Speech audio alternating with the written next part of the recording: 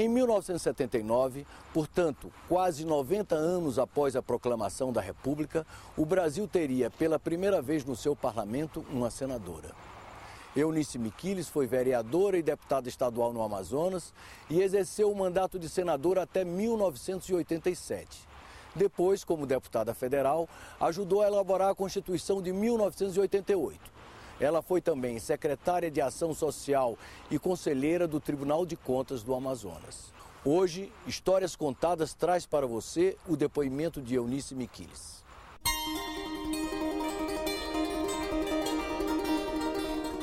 Eunice nasceu em São Paulo, de uma família de imigrantes alemães. Seu pai, Teófilo Berger, missionário metodista, morreu jovem, aos 41 anos, na Bahia. Eunice tinha apenas 10 anos. Então isso nos fez voltar para São Paulo, que era a origem deles, do meu pai e da minha mãe.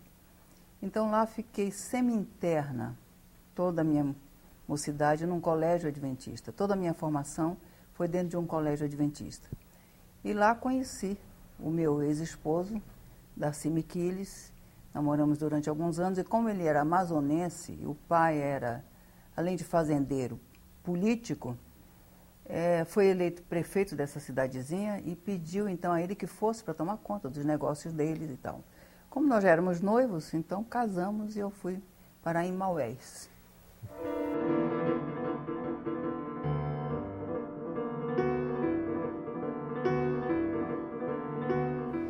Em 1950, a jovem professora, recém-casada, saiu de São Paulo para morar no interior do Amazonas. Eunice não tinha a menor ideia do que iria acontecer com ela naquele mundo distante e desconhecido.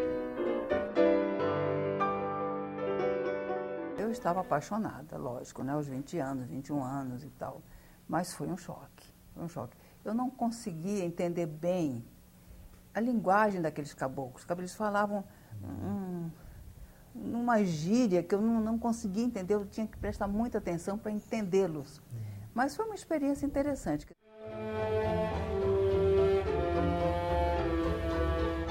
Minha formação religiosa sempre foi determinante na minha vida. Quer dizer, a minha religião, religião sem rótulo, não é bem o rótulo, mas a minha conexão com Deus sempre determinou passos na minha vida. Eu odiava política. Política, para mim, era alguma coisa abjeta. Quer dizer, porque concorria comigo junto ao meu marido. Quer dizer, meu marido era um homem bonito, jovem e logo... Aliás, fazendo um parêntese, quando nós casamos, eu disse para ele, tem uma coisa, eu vou para o Amazonas, agora política de jeito nenhum. Eu disse, não, política de jeito nenhum.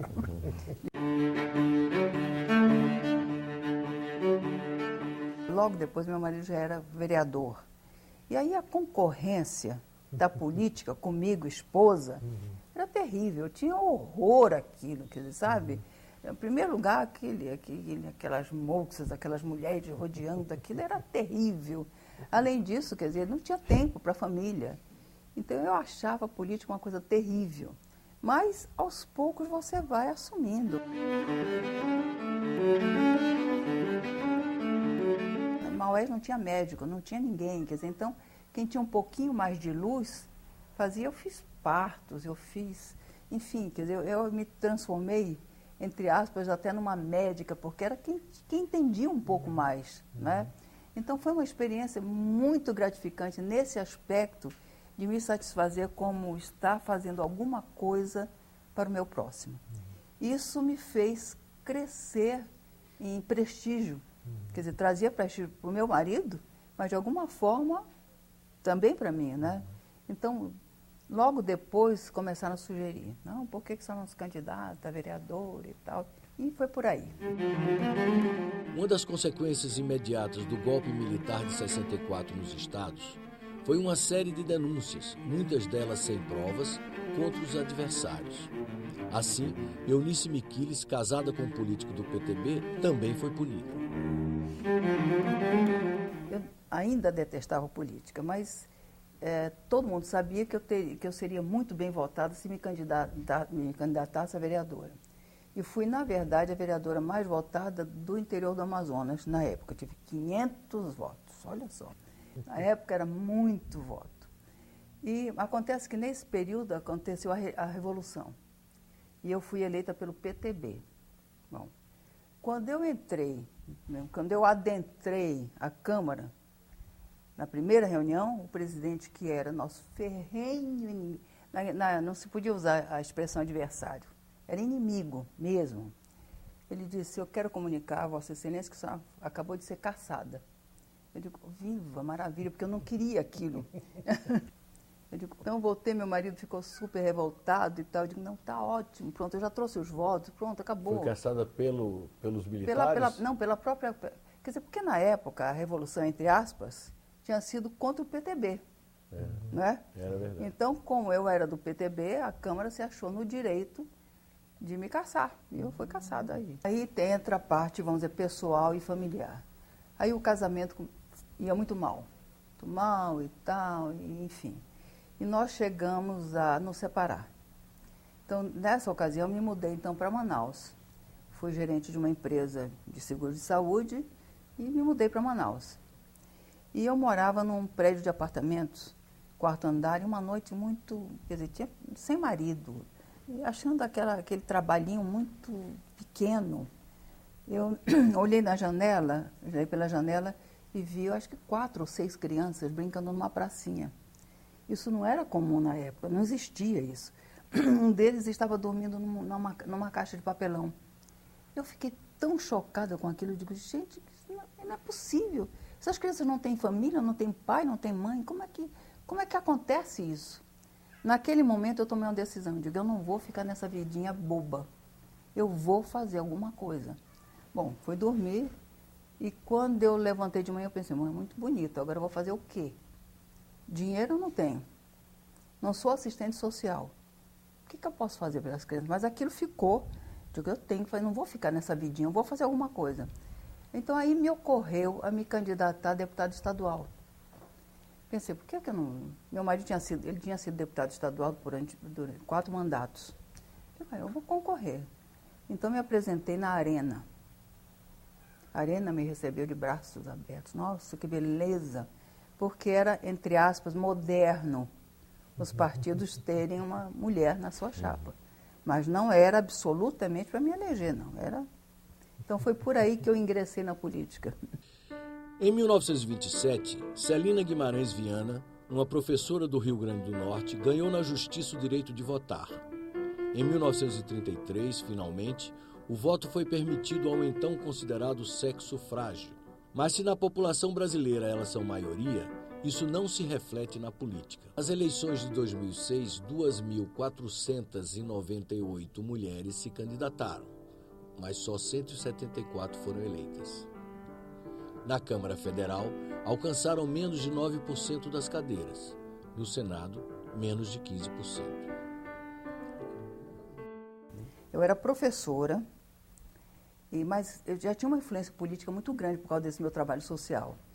Então, quando a Revolução, quando o governador nomeado pela Revolução foi para lá, disseram: olha, não adianta caçar o marido dela, que é deputado, porque se ela se candidatar, ela se elege. Então, fui condenada, entre aspas, por peculato. Bom, aí, enfim, quer dizer, era uma coisa tão absurda que eu nem tomei consciência daquilo, quer dizer, mas 10 anos depois... Era uma perseguição política. Totalmente, quer dizer, era alguma coisa encomendada para que eu saísse, vamos dizer, do páreo.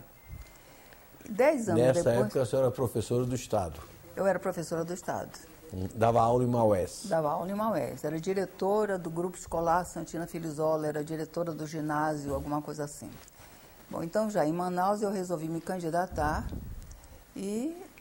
Bom, foi tudo muito bom, muito bonito, mas quando eu comecei a crescer nas pesquisas, aí vieram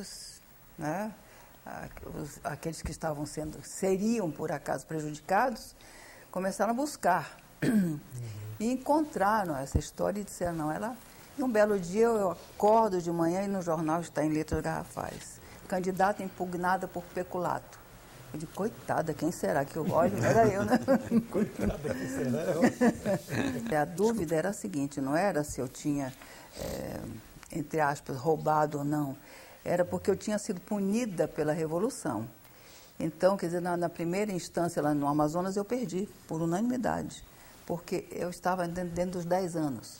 Mas aí depois veio para cá, veio para o Supremo, não sei, Superior, Supremo, não sei exatamente, e eu ganhei por unanimidade, porque eu já tinha cumprido esses 10 anos. Então, com esse período todo, meu nome aparecia nos jornais todos os dias.